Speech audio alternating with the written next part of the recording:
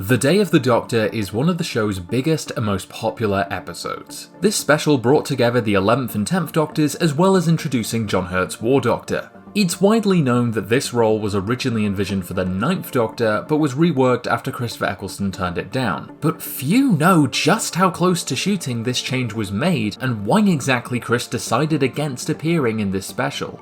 And since Doctor Who seems to be in production limbo right now, I thought I'd take a look back at an interesting what-if from the show's past. The 50th anniversary special had been on the cards since, well, 50 years earlier, but it started to generate media attention in the early 2010s. So many rumours were doing the rounds. Benedict Cumberbatch as the Master, every Doctor will come back, that kind of thing. The eyes of the world were seemingly on Stephen Moffat, and the pressure of this soon began to hit. He's described 2012 to 2013 as a miserable time for him, given his insane workload for Doctor Who and Sherlock, and his stars and close friends Matt Smith, Karen Gillan and Arthur Darvill all leaving. With millions of fans to please, fan posters like this doing the rounds, and Stephen promising the BBC that year's Olympics, the writer was left in a state of panic. After a lot of consideration motivated by deadlines, pressure, and the lack of any actors contracted to appear in the episode, Moffat finally decided on a storyline by November 2012. Instead of having multiple Doctors come together to face the greatest threat in the universe, they would instead unite to save themselves from the worst mistake of their lives. It was finally time to explore the Time War. Moffat's original outline brought together the 3 modern Doctors with whatever involvement he could find for the previous 8. Development of this script took so long that for a while, the name of the Doctor had no ending, since the team didn't know what the anniversary story would look like. Moffat considered several ideas, from a storyline where the Doctor was erased and had to be remembered by Clara, to the 11th Doctor arriving in the middle of a battlefield with the 9th about to press the button, and an even crazier cliffhanger which would have changed everything. The 11th Doctor steps into his time stream on Trenzalore and wakes up as the 9th Doctor. He's greeted by the Moment, who asks, "So what do you think?" She goes on to explain, that's what would happen. That's right, they were going to pull a Dallas and suggest that the entire revived series was a vision of what would happen if the Doctor destroyed Gallifrey. You think The Timeless Child was controversial? Imagine if this scene had aired. Unlike with Bobby Ewing, the original timeline would obviously have been restored by the end, and you could argue that elements of this did make it into the broadcast version. The Moment is clear throughout that she's showing the Doctor what will happen if he destroys Gallifrey. It's history for them, all decided. They think their future is real, they don't know, it's still up to you. They're what you become if you destroy Gallifrey. So in a way, what she's showing him is only a possible future, which is only decided by the end when the Doctors save Gallifrey. All that aside, you can see from that possible ending just how hysterical Stephen was feeling as he frantically tried weaving a narrative that could satisfy fans and casual viewers. He concluded years later, a multi-Doctor story is best contemplated from the position of not having to write one. But with mounting pressures and pre-production set to begin, Stephen finally sat down to write his first draft in January 2013. No complete version of the script exists with the 9th Doctor, since while Stephen could rely on Matt Smith and David Tennant to appear, he wasn't sure about Chris Eccleston. It's well documented that Chris left on bad terms in 2005, and he'd even publicly ruled out returning for the anniversary. You know, the 50th anniversary is coming up. Would you ever go back? No, I never bathe in the same river twice. At least 3 partial drafts were scripted as VFX tests began in February. It's probably around this time that these storyboards were drafted. These images surfaced via Reddit when artist Andrew Wildman revealed them at a convention. Seemingly based on the partial draft from January, they depict the barn scene, albeit with a different version of the Moment. Around this time, Stephen Moffat sent the script to Chris Eccleston. Chris had praised Moffat's work in the past, even saying the writer understood what he wanted to do with the character more than anyone else. And so he got in contact with Stephen to discuss the script in person. The two of them had a couple of meetings where Stephen talked him through the story for an hour and a half, and Chris asked if he could have a go at it. Negotiations continued until Stephen reached the point where he couldn't continue writing unless he knew Chris was doing it. But after a lot of thought and consideration, he ultimately turned it down. His non-involvement was reported in the press by March, and shortly before the big day itself, Moffat explained what happened.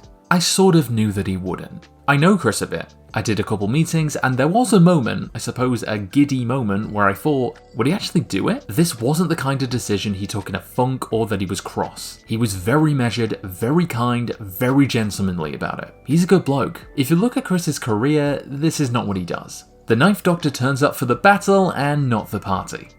With filming scheduled to begin in March, Chris's departure was a major blow to the production team. In a panic, Stephen considered other possibilities, feeling that ultimately the Ninth Doctor being the one to destroy Gallifrey didn't line up with this scene in Rose, which implies he's only recently regenerated. It could have been worse. Look at the ears. Feeling that Paul McGann's dashing, heroic Doctor wouldn't create a strong enough contrast with Tennant and Smith, he hit upon the idea of a mysterious new incarnation as a narrative hook. And by late February, a complete draft of the Time War, as it was then known, was handed in. Just weeks before shooting, John Hurt was cast as this new Doctor. Looking at the production dates, it's crazy what the team was able to accomplish in such a short space of time. Stephen credits John Hurt for saving the episode, and even dedicated the novelization to his memory. But as Doctor Who fans, we can't help but wonder what this early version of the episode would have looked like. So let's take a look at those partial drafts from 2013. The earliest draft was much the same until the first scene in the barn. A recently regenerated Ninth Doctor brings the moment there and encounters a strange, raggedy girl who he instructs to leave. She soon reveals herself as the moment's interface, and claims the barn isn't even real. She explains, "It's not a barn, it is a crucible in which I will test the mettle of a man who would kill so many." She shows him the future, just like in the episode, and the Doctor is soon sucked into a portal where he finds himself in 1562, and meets the 10th Doctor standing by two Queen Elizabeths. The story of how 10 got there is then narrated as the Doctors have a little back and forth. "Don't you remember? You're me. You should have my memories. I don't even remember that accent. I'm the Doctor and I'm all Northern." Brave words, Dick Van Dyke. Hey, I'm not an impressionist, what do you want me to do? The Doctors tell the two Elizabeths to run as a Fez suddenly arrives through the portal. The second draft picked up with the two Doctors being captured by Lord Bentham just before the Fez arrived. Interestingly, this draft established the Undergallery as a prison for war criminals from the Time War. Maybe this is how the Zygons were introduced originally. The 11th Doctor and Clara soon arrive in 1562 through the portal and introduces his predecessors as Me Number 10 and Me Number 9, and suddenly the 9th Doctor finds himself back in the barn, with the raggedy girl explaining that he never left. If I had to guess, I think the idea of this all being a vision shown to the 9th Doctor was still part of the story at this point, maybe with him disappearing and reappearing among the other Doctors. The third and seemingly final draft, to include Eccleston's Doctor, had 11 hurling Clara back to the present day through the portal, presumably to keep her safe as the Doctors are escorted to the Tower of London. While in the cell, they discover a sliding wall that reveals the entrance to a Zygon spaceship. The Zygon leader asks which of them is the Doctor, and 9 responds, "I am. I'm the Doctor. I have absolutely no idea who these men are." And that's as far as it went. As you can see, the basic plot would remain the same, and since resolving the Time War arc was key to Moffat's decision to include these specific Doctors, I imagine Gallifrey would still have been restored, although maybe without the stasis cubes. What's different is mostly the banter between the Doctors and the structure of the story. What's interesting about this original version of the Day of the Doctor is that we get to see the 9th Doctor before we knew him. Pre-Rose, pre-Bad Wolf, the 9th Doctor shortly after regenerating. The other Doctors would have still had small cameos, but with no new incarnation retroactively added, the numbering would have remained the same, meaning the time of the Doctor must have played out very differently had this version gone ahead. So, why did Chris say no? Well, he did seriously consider it and he was intrigued by Stephen's plans, but he ultimately felt that the script just didn't do the 9th Doctor justice. It was basically myself, Matt and Dave riffing off the fact that we used to be the Doctors. I personally didn't feel the narrative was strong enough, particularly for the 9th Doctor, because I'd taken quite a lot of abuse in my own country when I left. As the show was being celebrated, I was being abused in the press, and that was hard to take and very confusing. So I looked at it and I thought, is this really the way I want to come back? And I decided it wasn't. Chris has also admitted he doesn't like multi-Doctor stories, feeling they lack the core humanity of the show by focusing too much on the Doctor. Given the BBC hadn't apologised for their treatment of him in 2005 and other political factors, he ultimately felt it just wasn't for him. However, he was sent the finished draft with the War Doctor, which he loved, feeling it added to the mythology in a way that his return wouldn't have. Could this storyline have worked with Paul McGann? Maybe, but the 8th Doctor's character is so wrapped up in different continuities and interpretations that paying all of that off in a single episode would be impossible. The War Doctor acted as a solution to several issues. He bridged the gap between the classic and modern series, fulfilled the prestigious guest star role, and allowed for a story of redemption that the other Doctors couldn't have offered. It's the story of the Doctor who thought himself unworthy of the title, proving himself to be every bit the hero the Doctor aspires to be. Having to pretend Eccleston's Doctor was a mistake retroactively would be potentially alienating for fans who grew up with the revival. Day of the Doctor is often criticised for being too much of a celebration of New Who rather than the whole 50 years of the show, but in many ways it cements the classic and modern runs as the same show.